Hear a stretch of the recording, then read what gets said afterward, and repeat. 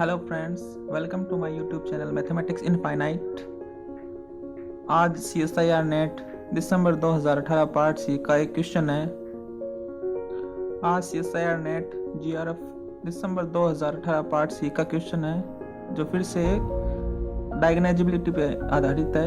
एक प्रकार से इसमें कैरेक्टरिस्टिक पॉलिनोमियल आपको गिवन है और आपको इसमें देख के बताना है कि कौन सा स्टेटमेंट करेक्ट है और कौन सा इनकरेक्ट है। तो देखते हैं स्टेटमेंट फर्स्ट।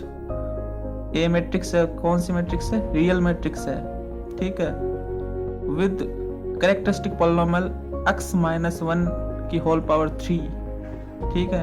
तो हमें यहाँ पे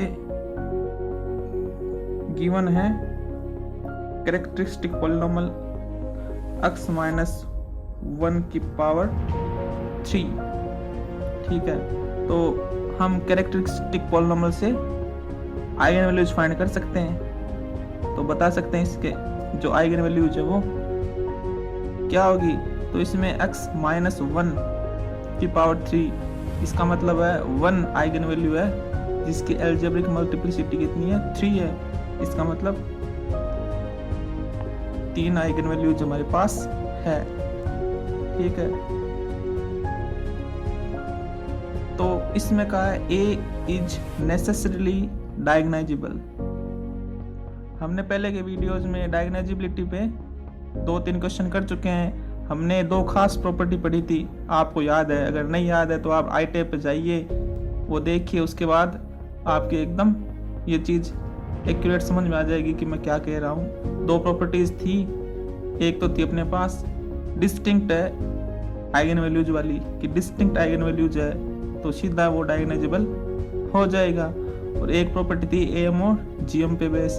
तो यहाँ पे जो दूसरी प्रॉपर्टी है डिस्टिंक्ट आइगन वैल्यू वाली, तो वो डिस्टिंक्ट आइगन वैल्यू वाली यहाँ पे अप्लाई हो रही है कि डिस्टिंक्ट आइगन वैल्यू नहीं है, इसका मतलब डायगोनाइजेबल हम उसको नहीं कह सकते जब तक कि हमारे पास AM एंड GM नहीं आ जाए लैम्डा इक्वल टू 1 की। क्योंकि जो ये स्टेटमेंट दे रखा ऊपर वाला क्वेश्चन में, इसके बेस पे हम AM और GM फाइंड नहीं कर सकते। और जब ये नहीं फाइंड कर सकते तो हम ये भी नहीं कह सकते कि ये जो मैट्रिक्स है वो नेसेसरीली डायगोनाइजेबल होगी। तो स्टेटमेंट फर्स्ट है वो हम करेक्ट नहीं मान सकते। अगर AM GM गिवन होती कहीं से या हम कहीं से निकाल लेते तो हम कह सकते थे कन्फर्मली कि ये डायगोनाइजेबल है या नहीं। तो यहाँ पे ये डायगोनाइजेबल नहीं होगा।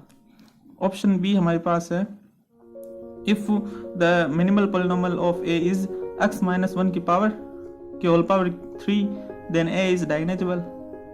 अब यहाँ पे देखिए, जो ऑप्शन बी में हमें मिनिमल पॉलिनोमियल दे रखा है, ठीक है, वो दे रखा है अपने को x-1 की होल पावर 3। तो हम इससे क्या पता लगा सकते हैं? हमें एक चीज पता है, AM of lambda equal to 1, ये तो हमें पता है कितनी 3 है, ठीक है। लेकिन हमें मिनिमल पॉलिनोमियल से हम GM भी फाइंड कर लेंगे। कैसे? कि जो इसकी अधिकतम पावर है, जो इसकी मैक्सिमम पावर है वो 3 है, ठीक है। और जो कैरेक्टरिस्टिक पॉलिनोमियल है वो हमारे पास है x-1 की होल पावर 3, उसकी भी पावर 3 है।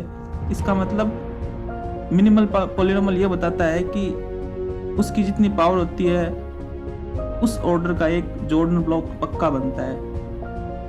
तो यहाँ पे पावर 3 है, इसका मतलब 3 ऑर्डर का जॉर्डन ब्लॉक बनेगा। और यहाँ पे पावर 3 है और इसका मतलब केवल एक ही जॉर्डन ब्लॉक बनेगा। क्योंकि 3 की अगर इसमें डिवाइडेशन किया जाए, इसका इसमें डिवाइड किया जाए तो हमारे पास 1 आएगा। इसका मतलब एक ही जॉर्डन ब्लॉक हमें मिलेगा।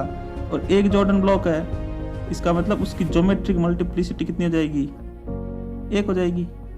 क्योंकि जितने जॉर्डन ब्लॉक होते हैं उतनी उसकी GM होती है। ये एक प्रॉपर्टी है। तो यहाँ पे दोनों इक्वल नहीं है। और जब दोनों इक्वल नहीं है, इसका मतलब जो इसने स्टेटमेंट रखा वो भी गलत हो जाएगा, ठीक है। सी की ओर आते हैं। Characteristic polynomial of A square is x-1 की होल पावर 3। तो ए स्क्वायर का कैरेक्टरिस्टिक पॉलिनोमियल अपने को निकालना है। तो हम जानते हैं कि ए की जो आइगन वैल्यूज है वो हमारे पास क्या है 1 1 1, और हम ये भी जानते हैं ए स्क्वायर की आइगन वैल्यूज भी क्या हो जाएगी, इनका स्क्वायर कर दो वापस से 1 1 1। इसका जो कैरेक्टरिस्टिक पॉलिनोमियल है वो क्या है x माइनस 1 की पावर होल 3, तो इसका भी क्या हो जाएगा x माइनस 1 की पावर होल 3।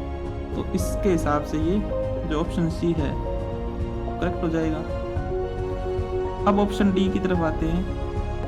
ऑप्शन डी कह रहा है if A has exactly 2 Jordan blocks. ठीक है, 2 जॉर्डन ब्लॉक है, इसका मतलब अभी मैंने बताया था कि जितने जॉर्डन ब्लॉक होते हैं उतनी हमारी क्या होती है जीएम होती है। तो यहाँ 2 आ गई जीएम।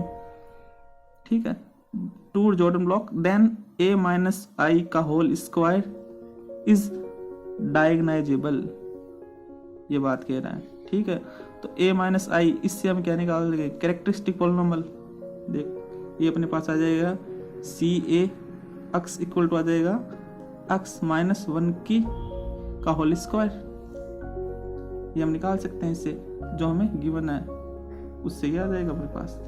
तो यहाँ से हम क्या निकाल लेंगे am लेमडा इक्वल टू 1 की कितनी आ रही है 2, gm भी 2, am भी 2।